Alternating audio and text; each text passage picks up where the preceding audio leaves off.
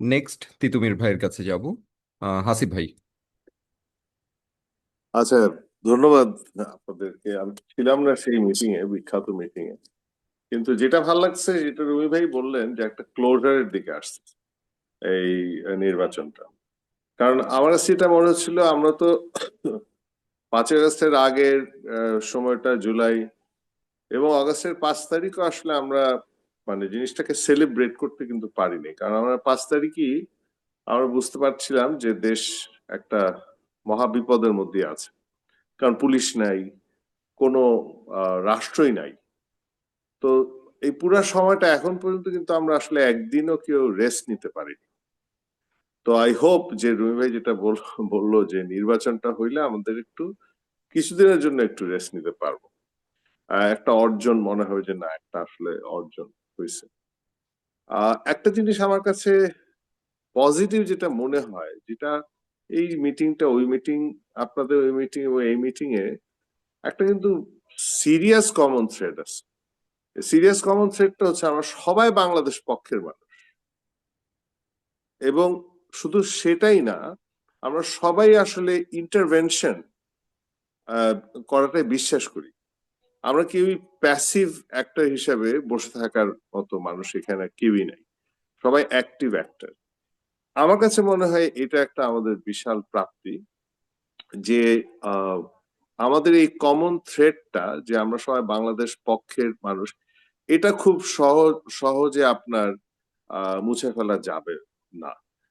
আমাদের মধ্যে কিছুটা মনোমালিন্য হইতে পারে, কিন্তু এই জায়গাটা আমার কাছে মনে হয় আমরা ভুলে যাব না যে আমরা আসলেই বাংলাদেশ পক্ষের মানুষ, এবং দেয়ারফর আমরা আসলে একসাথেই আসলে বাংলাদেশের যে কোনো ক্রাইসিসে আসলে কাজ করব, এই বিশ্বাসটা আমার কাছে দৃঢ়। আমরা কেউই আর ফিরে চলে যাব না।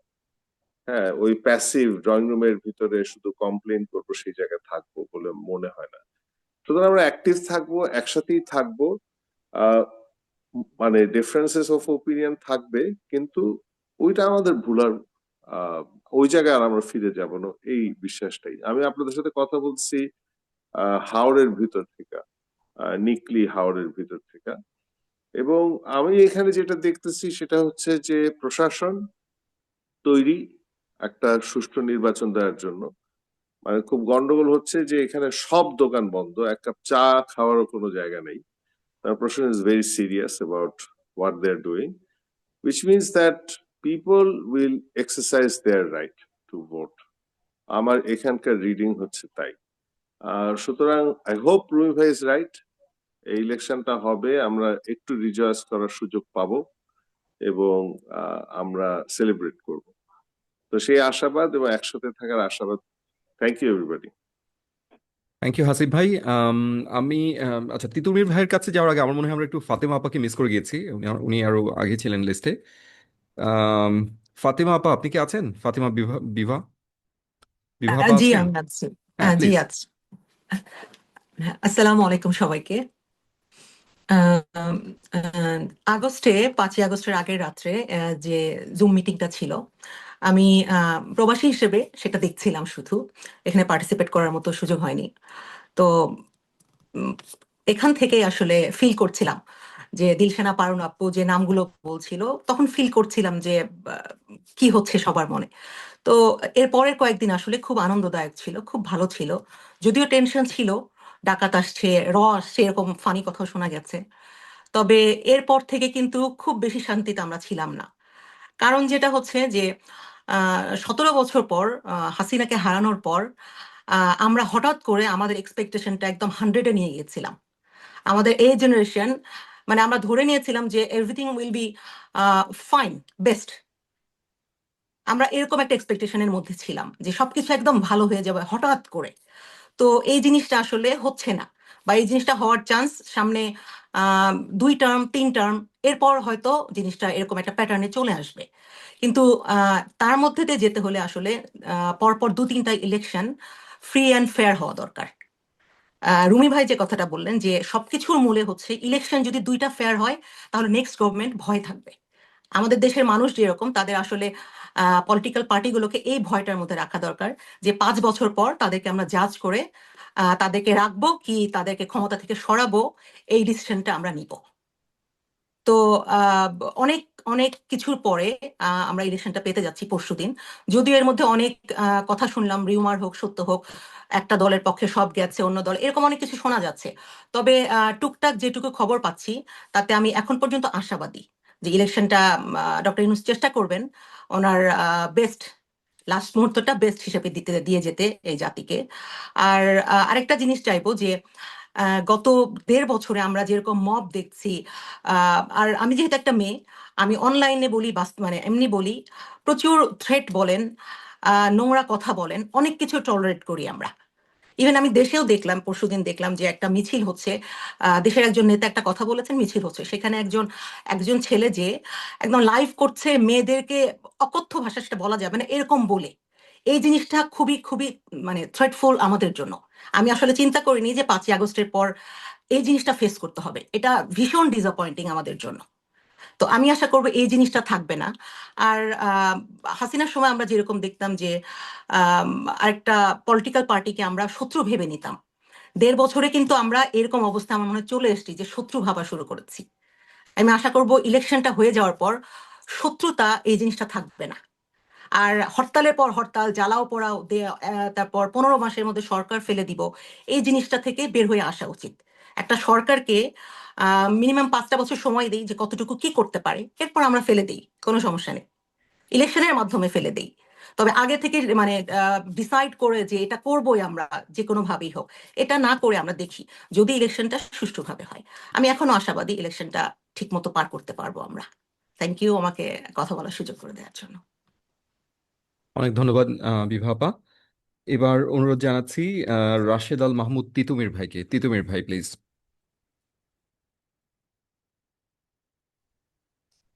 যে আপনাদের সাথে পরিচয় হয়ে ভালো লাগছে, কারণ আপনাদের সবারই নামের সাথে আমার পরিচয় আছে, কিন্তু হয়তো কাজের কোনো সুযোগ হয়নি। এবং আপনারা যে বিষয় নিয়ে উল্লেখ করছেন সেই সেই সময়ও আমি আপনাদের সাথে ওইভাবে কোনো যোগাযোগ ছিল না। তো আপনাদের কথা শুনলাম কিছুক্ষণ আরো আগে আপনাদের সাথে যোগদান করতে পারলে আপনাদের কথাগুলো শুনতাম। আমি সবসময় খুব আশাবাদী মানুষ, এবং আপনাদের কাছেও মনে হলো আসার কথা।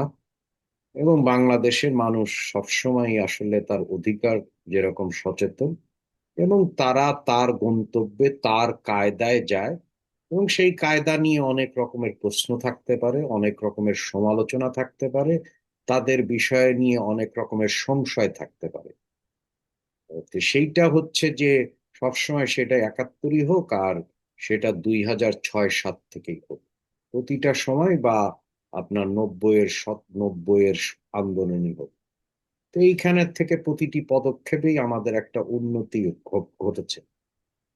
যেমন আমরা 90-এর পরে বড় রকমের অনেকগুলো উন্নতি দেখেছি, তবে বাংলাদেশের যেরকম আবহাওয়া, সেই আবহাওয়ার সাথে তাল মিলিয়েই উন্নয়নটা ঘটেছে, এবং সেগুলো প্রগতিগুলো ঘটেছে।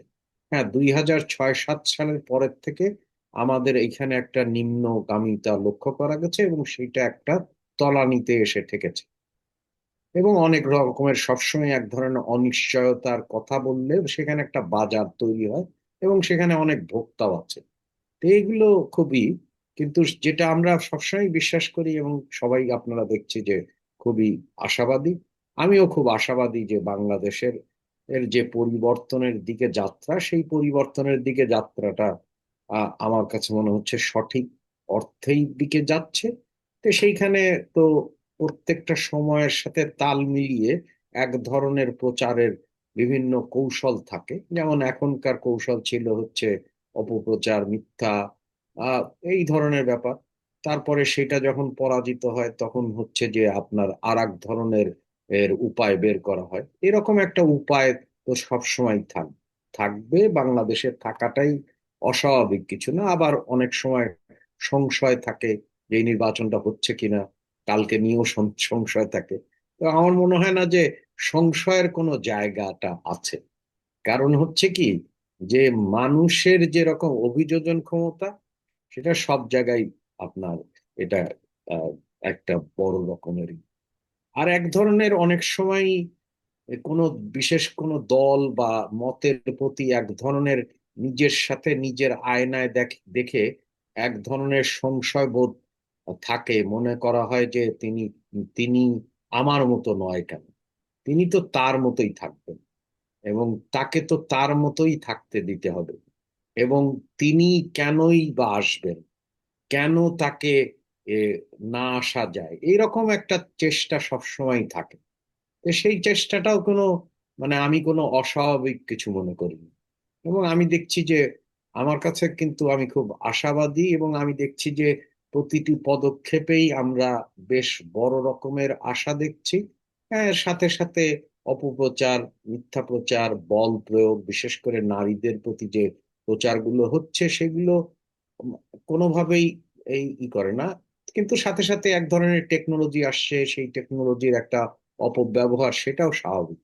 তো আমি মোটা দাগে দেখছি যে Bangladesh is taking it's right path, the path that has been less traveled by, which is, I see a bright future for Bangladesh. আপনাদের সাথে পরিচয় হয়ে অসংখ্য ধন্যবাদ, যদিও আপনাদের সবারই নাম আমার জানা, তাই অসংখ্য ধন্যবাদ। অনেক ধন্যবাদ তিতুমির ভাই। আম, মানজুর ভাই, মানজুর আল মাতিন, প্লিজ। আশা করি শোনা যাচ্ছে আমার কথা। হুম, শুনতে পাচ্ছেন। অনেক ধন্যবাদ আমাকে এখানে আমন্ত্রণ জানাবার জন্য। গত মিটিং এ আমি ছিলাম না, তবে তার গল্প অনেকের কাছে শোনা হয়েছে। আহ, বিভিন্ন সময় বিভিন্ন প্রয়োজনে এই যে আমরা একসাথে হতে পারছি, এটাই আমাকে আসলে আশা দেয়। আজকে আমাদের হয়তো নানান ধরনের অবস্থান ভিন্ন, রাজনৈতিক অবস্থান এক একজনের এক এক রকম, কিন্তু এই যে আজকেও আমরা একসাথে হচ্ছি, এটা একটা সম্ভাবনা তৈরি করে সামনে যখন আবারও আসলে বাংলাদেশের বিপদ হবে, তখন আমরা এক জায়গায় হতে পারবো। এবং আজকে একেবারে বৈশ্বিক প্রেক্ষাপটে চিন্তা করলে কিন্তু খুব একটা অস্থির সময় আমরা পার করছি। মার্কিন যুক্তরাষ্ট্রের ভেতরে খোদ মিনেসোটাতে যা হচ্ছে, সেটা যেমন খুব দুশ্চিন্তার কারণ সে দেশের মানুষের জন্য, তার পাশাপাশি চিন্তা করলে মাদুরোকে তুলে নেওয়া, ইরানে হামলা হতে চলেছে, ফিলিস্তিনে যা হচ্ছে। এবং এই যে এই উদাহরণগুলো দেখে যখন ডোনাল্ড ট্রাম্পের মতন মানুষ বলেন যে আন্তর্জাতিক আইনের আর প্রয়োজন নেই, ভারতের মতন যেসব শক্তি আমাদের ঘাড়ের উপর প্রতিদিন নিঃশ্বাস ফেলে, তারাও যে সামনে আরো বড় ধরনের হুমকির কারণ আমাদের হবে না, সেটা বলা খুব মুশকিল। সে কারণে বাংলাদেশের টিকে থাকার জন্য সামনে এক ধরনের রাজনৈতিক স্থিরতা প্রয়োজন, এবং সেই রাজনৈতিক স্থিতিশীলতা রক্ষার ক্ষেত্রে আসলে আমরা যেটাকে সিভিল সোসাইটি বলছি, তাদের একটা খুব বড় অবদান আছে। তারা এই যে আমরা যেভাবে একসাথে বসতে পারি, একসাথে খোলা মনে কথা বলতে পারি, অনেক রাজনৈতিক নেতার পক্ষে সেটা কখনোই সম্ভব নয়। এবং এই বিভিন্ন রাজনৈতিক দলের মধ্যে আলাপগুলো চালিয়ে নেওয়া, তাদের মধ্যে দূরত্বগুলো কমিয়ে আনার চেষ্টা করা, এই প্রয়োজনটা সামনে আরো অনেক অনেক বাড়বে। এবং সেই দায়িত্বটা আমরা তখনই পালন করতে পারবো আসলে যখন আমরা আমাদের ব্যক্তি স্বার্থে আসলে একেবারে আহ কোনো একটা দলের ব্যাপারে অন্ধ না হয়ে যাব। আমাদের দলের ব্যাপারে সমর্থন থাকতেই পারে, কিন্তু আমরা যখন মোটামুটি আমাদের বিবেক অনুযায়ী চলবো, কথা বলবো, তখন আমাদের নিজেদের কাছে এবং সমাজের কাছে সেই গ্রহণযোগ্যতাটা থাকবে। সেটা যদি আমরা রাখি, আওয়ামী লীগ আমলে যেরকম আসলে বুদ্ধিজীবীদের একেবারে একটা অগ্রহণযোগ্য এবং প্রায় দলকানা অবস্থান দাঁড়িয়ে গিয়েছিল, সেটার বাইরে যদি আমরা নাগরিক সমাজকে আবার মোটামুটি গড়ে তুলতে পারি, একটা জায়গায় নিয়ে আসতে পারি, এটার খুব খুব গুরুত্বপূর্ণ ভূমিকা আছে। এবং এই ধরনের আলাপচারিতা, সেটা অনলাইন হোক অফলাইন হোক, সেগুলো আমরা নির্বাচনের পরেও চালিয়ে যাব আমাদের রাজনৈতিক মতাদর্শ যেটাই হোক না কেন, সেই আশা রাখছি। অনেক ধন্যবাদ। আম, ধন্যবাদ। এবার আমি অনুরোধ জানাচ্ছি Pritilata,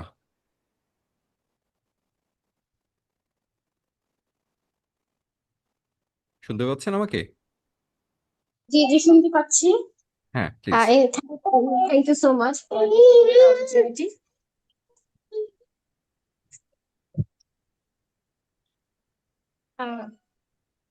hello, sorry for the little disturbance.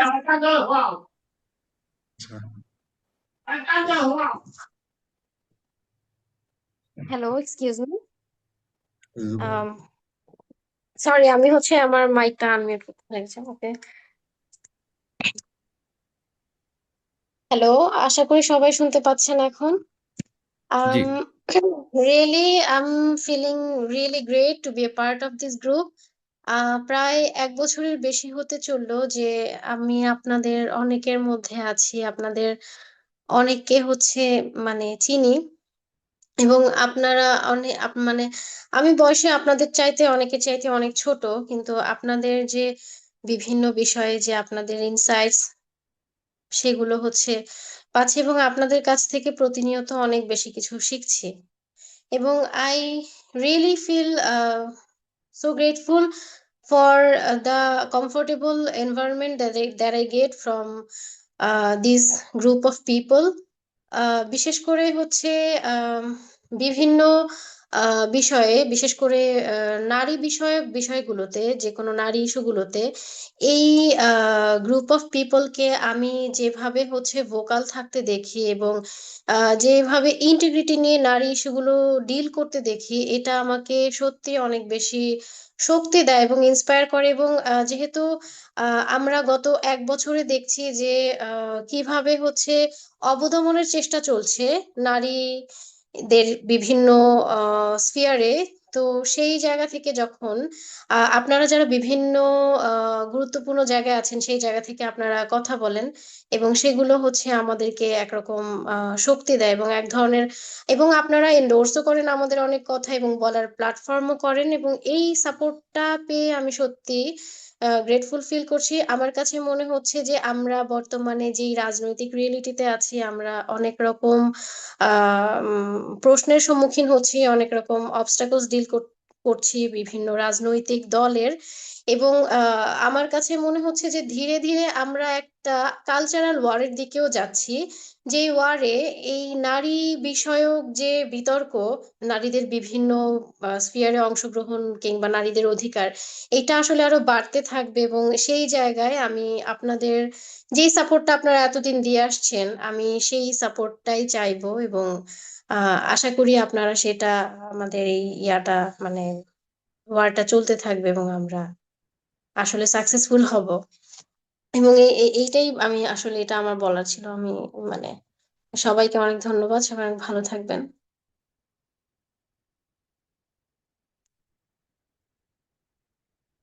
Sorry. অনেক ধন্যবাদ। রুশাদ ভাই কি আছেন? রুশাদ ফরিদি, ডক্টর রুশাদ না, ফরিদি। রুশাদ 1 ঘন্টা ছিল, কিন্তু ও, আনফরচুনেটলি ওকে। ওর একটা কাজে যেতে হয়েছে। আচ্ছা ও আচ্ছা আচ্ছা। রিগ্রেট করেছে।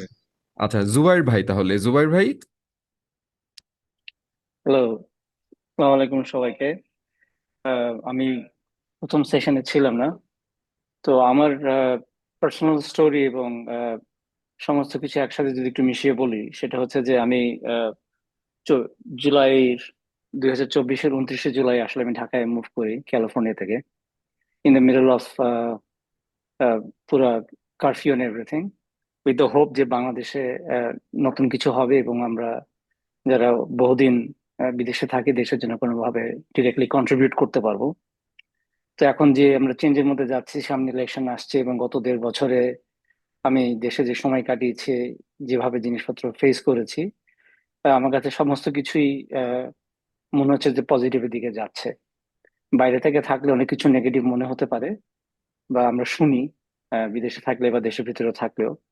আমি একেবারেই হতাশ না যে জিনিস আহ, খারাপের দিক দিকে যাচ্ছে, জিনিস ভালোর দিকে যাচ্ছে, যেটা তিতুমির ভাইও বলছিলেন, রুমি ভাই বলেছেন। It's about time to move forward. এই ক্ষেত্রে যে এনআরবিতে যে ধরনের কন্ট্রিবিউশন আছে পুরো মুভমেন্টের সময় এবং পরবর্তীকালে, সেটা হয়তো অত ডিরেক্টলি দেখা যায় না বা বোঝাও যায় না, বাট এখন এটাকে একটু ডিরেক্টলি আরো ইনভলভ করতে হবে, যাতে করে আমরা বিভিন্ন সেক্টরে এনআরবিতে যেসব ওয়ার্ল্ডের এক্সপিরিয়েন্স আছে সেগুলোকে কাজে লাগিয়ে জিনিসগুলোকে সামনে আগানো যায়। এটাই আমার কাম্য এবং আশা যে আমরা এইভাবে কাজ করতে পারবো। ধন্যবাদ। Thank you so much. আমরা একদম শেষ পর্যায়ে চলে এসেছি। আমি একটু অনুরোধ করব, মিথিলা, মার্জিয়া মিথিলা, আপনাকে আম, যদি একটু সামারি করেন আমাদের, খুব সংক্ষেপে অবশ্য, যদি একটু সামারি করেন এবং একটা ক্লোজিং একটা ভাইব যদি নিয়ে আসতে পারেন খুব ভালো হয়। আমার মনে হয় আমাদের ক্লোজের দিকে যাওয়া উচিত। শিওর। হ্যাঁ। আসসালামু আলাইকুম। আমি মার্জিয়া মিথিলা, আমি ইউএসএ তে থাকি। গতবার যে প্রবাসী জুম কলটা হয়েছিল সেটাতে আমি পার্টিসিপেট করতে পারিনি, বাট আমি শুনেছি আপনাদেরকে। আহ, আমি তখন থেকেই আমি বাংলাদেশের রাজনীতিতে গত 2000 যখন থেকে হাসিনা ভোট দেওয়ার কালচারটা তুলে ফেলছিল তখন থেকে আমি ভোকাল। তখন থেকে ভোকাল আছি, মির্জা ভাইদের সাথে অ্যাক্টিভিজম করছি আল্লাহর রহমতে। As a young as a young citizen of Bangladesh আমরা তো এখনো কাউকে ভোট দিতে পারি নাই, বাট আমরা চাই যে হাসিনা যা যা করেছে পরবর্তীতে যারা ক্ষমতায় আসবে, যে দলই ক্ষমতায় আসুক, বিএনপি, জামাত বা এনসিপি, যে দলই ক্ষমতায় আসুক, তারা যত হাসিনা না হয়ে যাওয়ার চেষ্টা করে, তারা যাতে মানুষের বাক স্বাধীনতাটা জারি রাখে, আমাদেরকে কথা বলতে দেয়। আর একটা জিনিস আমাদের সিটিজেন হিসেবে মনে রাখতে হবে, বাক স্বাধীনতার মানে কিন্তু যেটা মনে আসে যেটা ইচ্ছা সেটা বলার স্বাধীনতা না। আমাদের একটা নির্দিষ্ট ডিসেন্সি বজায় রেখে রাজনৈতিক দলগুলোর সমালোচনা করতে হবে। And also at the same time, as a women আমি এক্সপেক্ট করব যে নারীদের অধিকার দেওয়ার জন্য, নারীদেরকে সমাজে সমানভাবে পার্টিসিপেট করার জন্য আমাদের রাজনৈতিক দলগুলো বা যেই দল ক্ষমতায় আসবে তারা যাতে আমাদেরকে ফ্যাসিলিটেট করে। আর সবচেয়ে বড় সমস্যা হয়ে গেছে হাসিনার সময় থেকে আমার মতে, বা অনেকে, আপনারা সবাই এটাকে, আপনারা সবাই এগ্রি করবেন আমার সাথে যে আমাদের শিক্ষা ব্যবস্থাটা খুব জঘন্য হয়ে গেছে। যে আমাদের মধ্যে এখন নকল করে পাশ করা বা হচ্ছে গিয়ে আম, ধরেন যে জিপিএ 5 এর একটা মেলা বসায় দেওয়া হয়েছে। তো আমাদের ব্যাকবোনটা এভাবে মনে হয় কি ভেঙে দেওয়া হয়েছে। সো আমি চাই আমাদের যেই গভর্নমেন্টই আসুক, আমার দরকার নাই 100% পাশ করতে হবে, 45% পাশ করুক, 35% পাশ করুক, বাট পড়ার মতো করে পাশ করুক। আমি চাই আমাদের নেক্সট জেনারেশন একটা নেক্সট জেনারেশন আমাদের জন্য অ্যাসেট হবে। অলসো আমাদের পরবর্তী গভর্নমেন্ট আমাদের মেয়েদের, ছেলেদের এবং বিভিন্ন ভিন্ন ধর্মের, ভিন্ন মতের মানুষদেরকে ফ্যাসিলিটেট করবে। আমি চাই না আমার হিন্দু ফ্রেন্ড সকালবেলা ঘুম থেকে উঠে আমাকে বলুক যে আমরা কি করলাম, আমরা কেন একটা স্বৈরাচারীকে তাড়ায় আরেকটা স্বৈরাচারীকে নিয়ে আসলাম যারা আমার সহনাগরিকদের নিরাপত্তা দিতে পারছে না। আমি এটা বলেই শেষ করতে চাই, এবং আমি চাই আপনারা এমন প্রার্থীকে ভোট দিবেন যারা আমাদের সব নাগরিককে সমান সমান অধিকার দেবে এবং আমাদের ভয়েস কখনো বন্ধ করবে না এবং আমাদের শুনবে। Thank you so much. অনেক ধন্যবাদ। আম, একদম শেষ প্রান্তে চলে এসেছি। আম, আমি একটু শফিক ভাই, আমাদের এই আয়োজনটা আমাদের সবাইকে এক সুতায় গাঁথার জন্য আসলে শফিক ভাই দায়ী। অর্থাৎ আপনি আমাদেরকে মানে দায়ী কোনো খারাপ অর্থে বলছি না, আপনি ভালো কাজ করেছেন, অনেক ধন্যবাদ।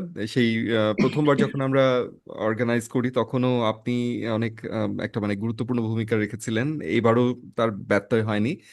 আম, শেষ বক্তব্য আপনার জন্য।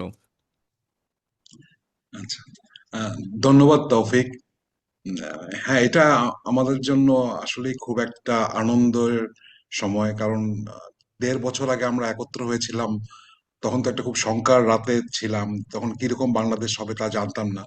তো আমি এখানে বলছি যে আমরা 5ই আগস্টের পরেই ব্রেইন প্রতিষ্ঠানটা আত্মপ্রকাশ করি ফর্মালি। তা আমাদের ব্রেইনের কিন্তু কোর মিশন প্রথমে two uphold liberal democracy in Bangladesh, এবং এই আপহোল্ড করা এটা আমাদের কোর মিশন। আপহোল্ড করার জন্য আমরা যে একটা বড় মানে কম্পোনেন্ট হলো যে বাংলাদেশের সিভিল সোসাইটির মধ্যে এটা কাজ করা, তাদের সাথে অর্গানাইজড হওয়া, তাদের সাথে সম্পৃক্ত হওয়া। কারণ আমরা মনে করি যে হাসিনার যে এরকম যে দানব হয়ে উঠলো, তার পিছনে সিভিল সোসাইটির ফেইলিউর একটা বড় কারণ। সেই 2013 সালে যেই বিভাজন হয়েছিল, তখনই আমরা দেখেছিলাম সিভিল সোসাইটির একটা বড় ফেইলিউর। তারা কোনটা অন্যায়, কোনটা বড় অন্যায়, কোনটা ছোট অন্যায়, এগুলোর মধ্যে পার্থক্য করতে শেখেনি। এটা আমরা ফিল করেছিলাম যে যেটা চোখের সামনে বড় ডাকাত সামনে চলে এসেছে, সেটা বাদ দিয়ে অন্য আরো ক্ষুদ্র অন্যায়, ইতিহাস বা এটা ওটা এ সকল নিয়ে তারা ইয়ে করার জন্য, সুতরাং এটা হয়েছে। এবং সেই মানে দানবকে তারা ঢুকতে দিয়েছে, তাকে অন্যদিকে চোখ ফিরিয়ে নিয়েছে, এবং সেটা আস্তে আস্তে বড় হয়ে শেষ পর্যন্ত পুরো দেশকে গ্রাস করেছে। সুতরাং এই প্রসঙ্গে আমার মনে পড়ে, আপনারা অনেকেই গল্প এটা জানেন, এটা ইতিহাসের একটা বিখ্যাত গল্প যে যে এই আহ, যখন আমেরিকাতে ঠিক এরকমই রিফর্মের জন্য বা কনস্টিটিউশন লেখার জন্য যখন অনেক বছর ধরে তারা কনস্টিটিউশনাল কংগ্রেস হচ্ছিল, তারপর যেটা যেদিন শেষ হলো, বেঞ্জামিন ফ্র্যাঙ্কলিন, উনি তো one of the founding father's এবং একজন তার বড় একজন লেখকদের মধ্যে একজন। উনি যখন বের হলেন ওই হল অফ ইয়ে থেকে, ওই কনস্টিটিউশনাল হল থেকে, তখন বাইরে তো অনেকেই মানে দাঁড়ায় থাকতো যে ভিতরে কি হচ্ছে, দর্শক থাকতো। তো একজন মহিলা তাকে বললো যে mister Franklin, what kind of country you have devised. তখন ফ্র্যাঙ্কলিন তার স্বভাবত খুব উইটি বলেছে যে republic madam, if you can keep it. মানে আমরা একটা রিপাবলিক ডিভাইস করেছি, কিন্তু but it's up to you to keep it. মানে আমাদের জনগণকে হাতেই দায়িত্ব গণতন্ত্র এবং এটাকে ধরে রাখা। সামনে ইলেকশনে শুধু ভোট দিয়েই আমাদের দায়িত্ব শেষ না। আমরা মনে হতে হবে দেশটা আমাদের, এটা শুধু পলিটিশিয়ানদের না। তাদের যেমন মানে পাওয়ার এক্সারসাইজ করার অধিকার আছে, তেমনি আমাদেরও আমাদের মতের পূর্ণ অধিকার আছে তাদেরকে দায়ী করে রাখার এবং সম্পৃক্ত থাকার। এবং এটার জন্য আমাদের অর্গানাইজ হতে হবে এবং পার্থক্য করতে শিখতে হবে যে কোনটা বড় অন্যায়, কোনটা ছোট অন্যায়। কারণ আমরা অনেক সময় একটা বিশুদ্ধবাদিতা করতে যে এই ছোট অন্যায়ের দিকে কনসেন্ট্রেট করে এই বড় অন্যায়গুলোকে দেখি না, বা সেগুলোকে মনে করি যেটা এখন ইম্পর্টেন্ট না। তো এই ভুলটা যেন আমরা সামনে না করি, এই অন্যায়ের মধ্যে পার্থক্য করতে শিখি, এই আশাটা রেখেই আমরা আশা করছি সামনে আরো একদিন, আম, আর কয়েক মাস পরে আমরা আবার একত্র হতে পারবো, আরো বিভিন্ন কাজে, হয়তো সিভিল সোসাইটির কোনো উদ্দেশ্যে বা কোনো একটা আন্দোলনের কারণে। কিন্তু আমাদের মধ্যে যে সিভিল সোসাইটি একসাথে কাজ করার যে প্রবণতা, যেটা আমরা শুরু করেছি, ব্রেইন যার মধ্যে একটা অংশ, আরো অনেক সংগঠন গড়ে উঠেছে। আশা করছি এই সিভিল সোসাইটির মানে এটা এনার্জিটা ধরে ধরে থাকতে পারবো আমরা। সবাইকে ধন্যবাদ। অনেক ধন্যবাদ শফিক ভাই। আমার মনে হয় আপনার কথার মধ্য দিয়ে আমাদের আজকের অনুষ্ঠান এখানেই শেষ হচ্ছে। সবাইকে সাথে থাকার জন্য অসংখ্য ধন্যবাদ। এবং টেকনিক্যালি আগামীকালকেই কিন্তু আমাদের ইলেকশন। আমরা সবাই আমাদের নাগরিক অধিকার প্রয়োগ করব এবং একটা ভবিষ্যৎ বাংলাদেশ বিনির্মাণের পথে আমাদের যে অবদানটুকু রাখার কথা, সেই অবদানটুকু আমরা রাখবো বাংলাদেশের জন্য। সবাইকে অসংখ্য ধন্যবাদ। সবাই ভালো থাকেন, সুস্থ থাকেন।